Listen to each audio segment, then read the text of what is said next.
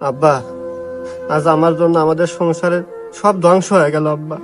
শেষমেশ মারও হারাইলাম। আসলে আজ তোমার কাছে আমি কোনো মিথ্যা কথা বলবো না আব্বা। তোমাকে সারা জীবন মিথ্যা কথা বলে আসতেছি।